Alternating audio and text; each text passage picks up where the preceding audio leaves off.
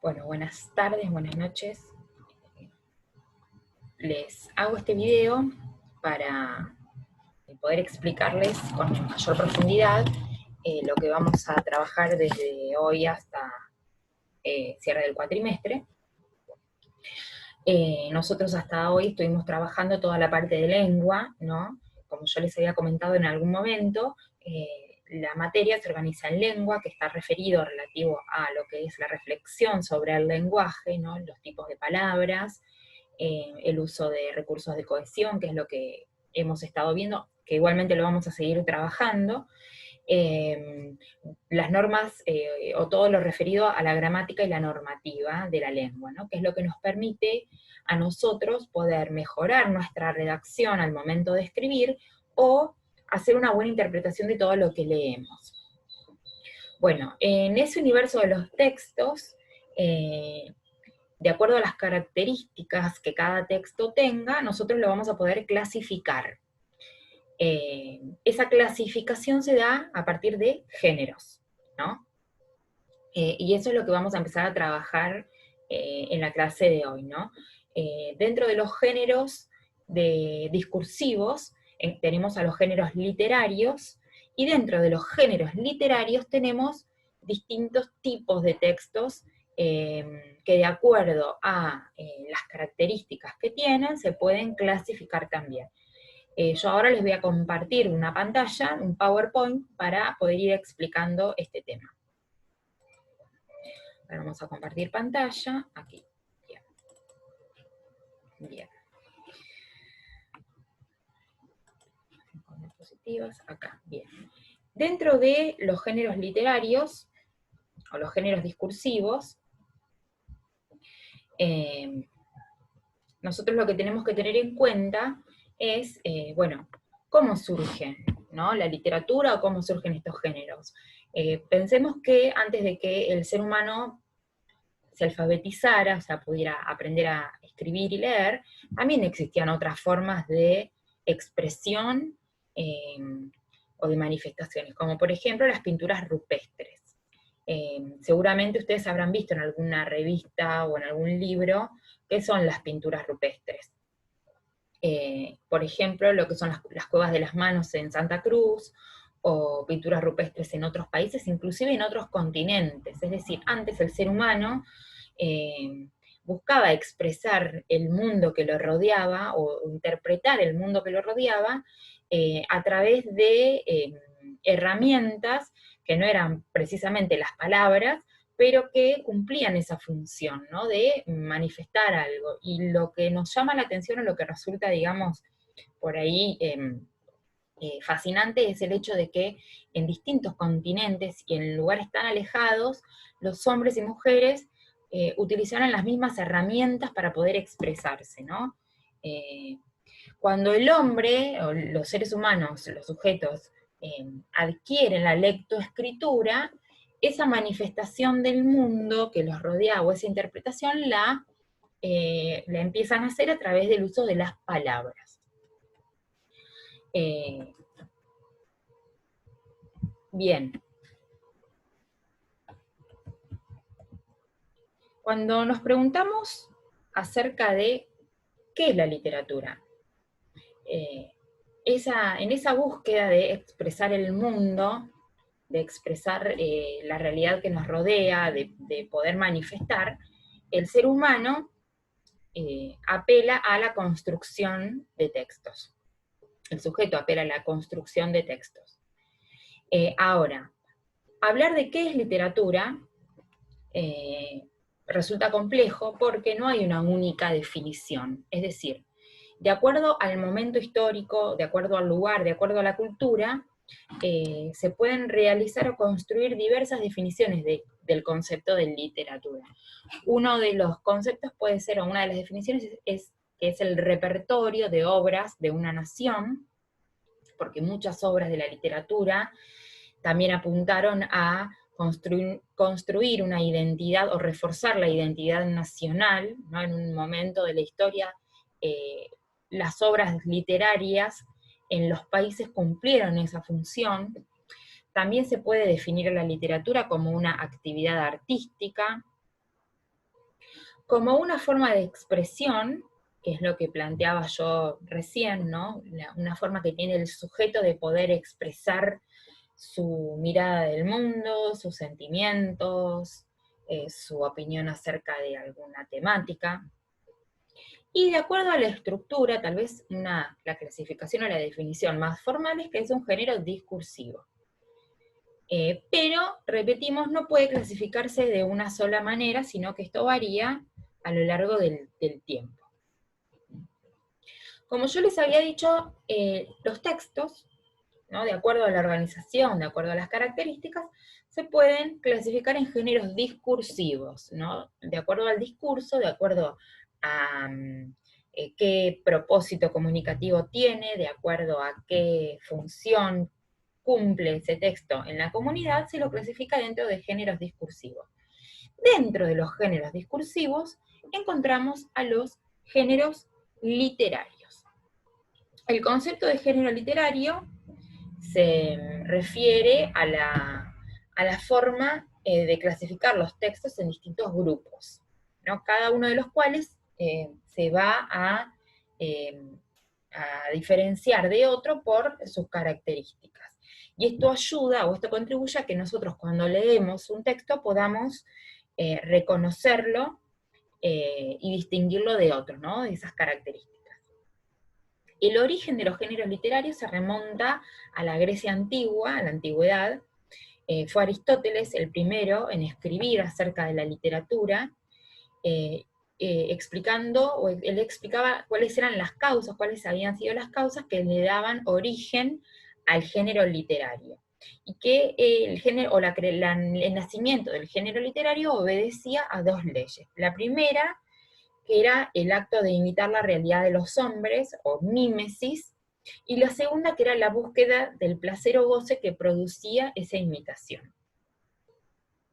Bien.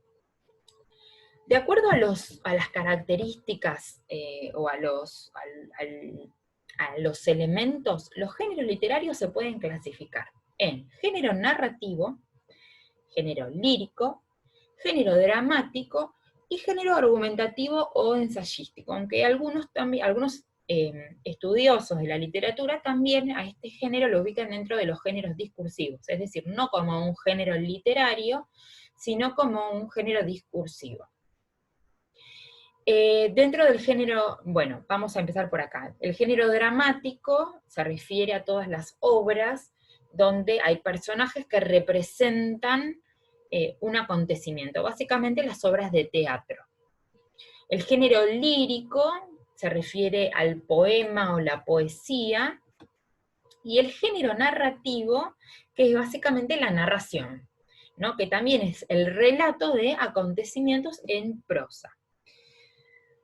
En cuanto a lo que es el género narrativo, que es a lo que nos vamos a abocar nosotros, a lo que resta del cuatrimestre, lo que podemos decir al respecto es que el género narrativo es lo que engloba a las diversas historias. A ver, cuando el hombre necesitó contar o expresar lo que acontecía en su vida a lo largo del día, comenzó a narrarle a otros, ¿no?, esos acontecimientos, ¿no? Y la narración empezó de manera oral.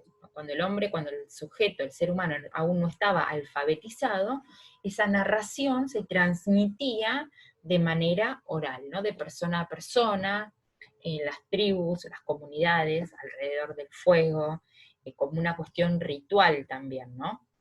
Esas narraciones orales se fueron transmitiendo también de generación en generación, y esa transmisión, al ser oral, sufrió modificaciones, ¿no? Por eso hoy nosotros por ahí leemos o conocemos historias, o ciertas versiones de una historia, y en otra sociedad o en otra comunidad conocen la misma historia, pero con algunas modificaciones o una versión diferente. Bueno, eso es producto de la transmisión oral de la narración, ¿no?, que implica que sufra modificaciones.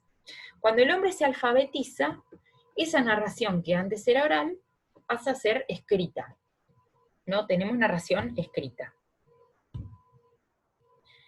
A su vez, las narraciones también, de acuerdo a lo que han buscado expresar, de acuerdo a lo que buscaron representar, se pueden diferenciar, ¿no? Se pueden clasificar en mitos, leyendas, fábulas, cuentos o novelas. ¿Cómo nacieron las historias? Bueno, tanto mitos como leyendas o fábulas, todos cumplen una función. Es decir, cuando hablamos de mitos, hablamos de textos narrativos donde los hombres buscaban explicar aquellos fenómenos o acontecimientos generalmente relacionados a la naturaleza, para las cuales en ese momento no tenían una explicación lógica o científica o racional. Lo mismo ocurre con las leyendas, ¿no? Las leyendas, por ejemplo, en las provincias de nuestro país del interior, o también en la provincia de Buenos Aires, tenemos muchísimas leyendas. Seguramente ustedes conocen, o en su familia han escuchado diversas leyendas que también buscan dar explicación al origen de ciertos acontecimientos o de ciertos hechos que no tenían, bueno, una explicación lógica o racional.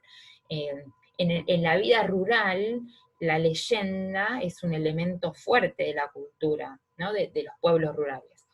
Las fábulas, que son narraciones que buscan dejar una enseñanza o una moraleja. Y después tenemos los cuentos y las novelas. Dentro de los cuentos encontramos también diversos estilos o diversos subgéneros. Y que es el cuento, que es una narración más breve o corta, y la novela, que es una narración larga, que está organizada en capítulos, donde también el desarrollo de una historia se va explicando, se va narrando a lo largo de esa capitulación. Todo esto, lo que es relativo a mitos, leyendas, fábulas, después se los voy a pasar en un texto, ¿no? Para que lo puedan leer también.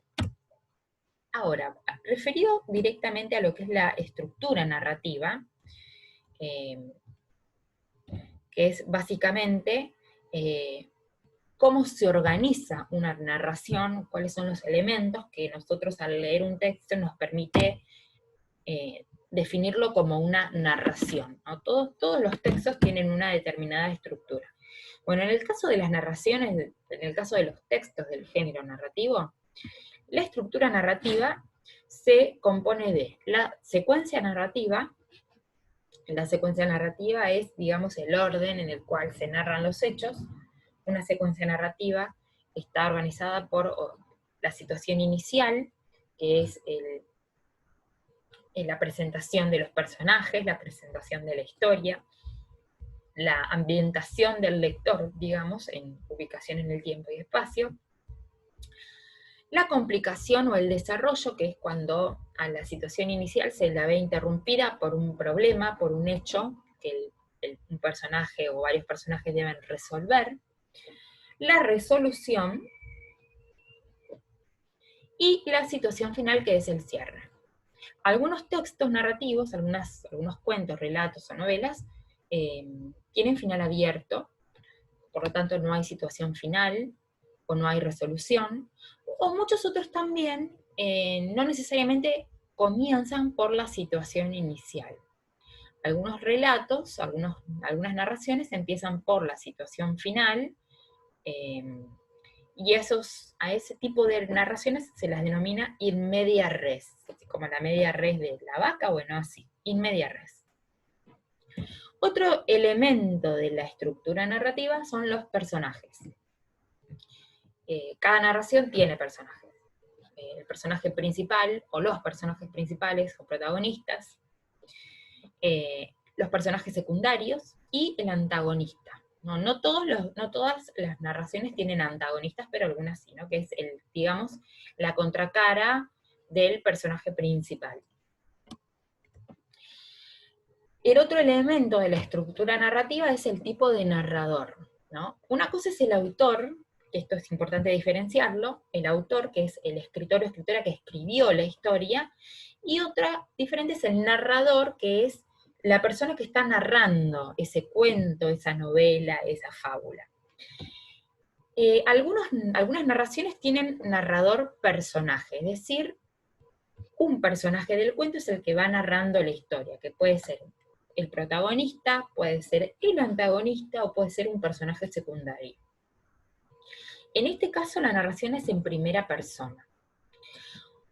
Otro tipo de narrador es el narrador omnisciente, que se asemeja más a la figura del autor, porque no está dentro de la historia, sino que es un narrador que es como alguien de afuera que va contando la historia que va sucediendo. Este narrador narra en tercera persona y va a saber todo lo que le ocurre a los personajes y de hecho sabe cómo va a terminar la historia. También en una narración podemos encontrar diversos narradores, ¿no? Diversos personajes que van narrando la historia. Otro de los elementos de la estructura son el tiempo y el espacio, ¿no? Que es el lugar y el tiempo en el cual se desarrollan los hechos y que permiten al lector poder ubicarse, ¿no? En la historia. Algunas narraciones están, de hecho, toman como escenario acontecimientos históricos, acontecimientos que han ocurrido en la realidad, ¿no? Que son como la base de sus historias. En los cuentos tradicionales nosotros hablamos de atemporalidad, es decir, como que no hay una ubicación espacial concreta. En los cuentos de ciencia ficción, el tiempo está referido al futuro, pero, digamos, tanto tiempo como espacio enmarcan a la narración, es decir, le permiten al lector poder ubicarse.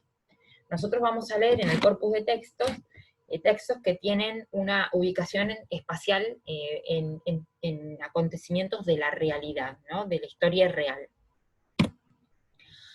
Y por último, otro elemento de la estructura narrativa es la trama, es decir, cómo está escrito el texto y qué cosas podemos encontrar.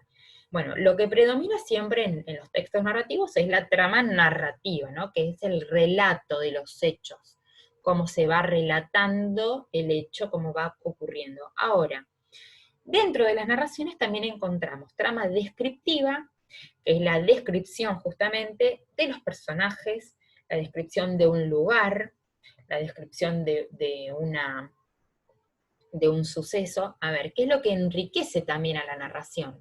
Porque la descripción nos permite imaginarnos, ¿no? Cómo es el lugar, cómo es el personaje, y para la descripción, el tipo de palabra que predomina mucho es el adjetivo, ¿no? El adjetivo, la cualidad, predomina en las descripciones. Y otra de las tramas que aparecen en las narraciones es la conversacional, que básicamente es cuando los cuentos, las narraciones, las novelas, tienen diálogo, ¿no? Cuando se incorpora el diálogo entre personajes. Esos son los tres elementos de una estructura de las tres tramas que pueden aparecer en una narración. Siempre predomina, obviamente, la narrativa. Bien, con esto tenemos una breve aproximación a lo que son los elementos de una estructura narrativa, y con el corpus de textos que yo les dejé a ustedes, vamos a ir trabajando todo lo que hemos visto desde las primeras clases hasta hoy, puntualizando en esto, ¿verdad? Bueno, espero que lo puedan ver, que les sea útil, pueden ir apuntando todo lo que les he dejado, y bueno, vamos a empezar a trabajar con los, con los textos literarios que integran el corpus que estuvimos, bueno, que les dejé para que lean. Nos seguimos viendo.